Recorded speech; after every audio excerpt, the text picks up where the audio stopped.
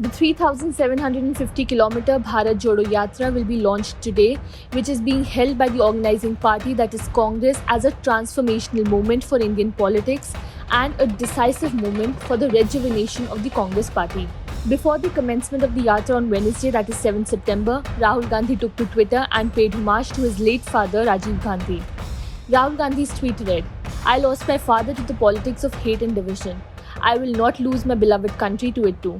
Love will conquer hate. Hope will defeat fear. Together we will overcome." He also attended the prayer meeting at Rajiv Gandhi Memorial at Sri Perumbudur this morning ahead of the launch of Bharat Jodo Yatra. The rally is being touted by the party as the longest rally mounted in the country over the last century. The Congress unveiled a logo, tagline, pamphlet, and website for the Yatra.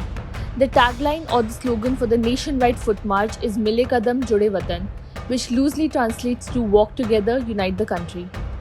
Those who are willing to participate in the Yatra can register to the website. The anthem for the Yatra was launched at the AICC headquarters in New Delhi at a press conference addressed by Party General Secretary in charge of Communications Jairam Ramesh. Though the 3,570-kilometer Yatra from Kanyakumari to Srinagar will be formally launched at the rally, it will actually begin at 7 am on September 8th when Rahul and several other Congress leaders will embark on the journey. The Padyatra will move in two batches, and on an average, the Padyatris will cover around 22 to 23 kilometers daily.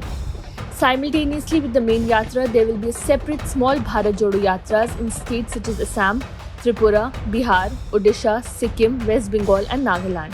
The Padyatra will begin at Kanyakumari on September 7th and culminate in Jammu. Rahul Gandhi, who begins his Bharat Jodo Yatra from Kanyakumari in Tamil Nadu today, will spend the next 150 days in a container. The party has stated that he will not stay in any hotel and will instead complete the entire Yatra in a straightforward manner. Some of the containers also have sleeping quarters, toilets and air conditioners. The temperature and environment will change dramatically throughout the journey. The arrangements were made with the intense heat and humidity with the change of seasons in mind. Urging everyone to participate in the Yatra, the Congress last week stated the rally is meant to provide an alternative to the politics of fear, bigotry and prejudice, and to the economics of livelihood destruction, increasing unemployment and growing inequalities.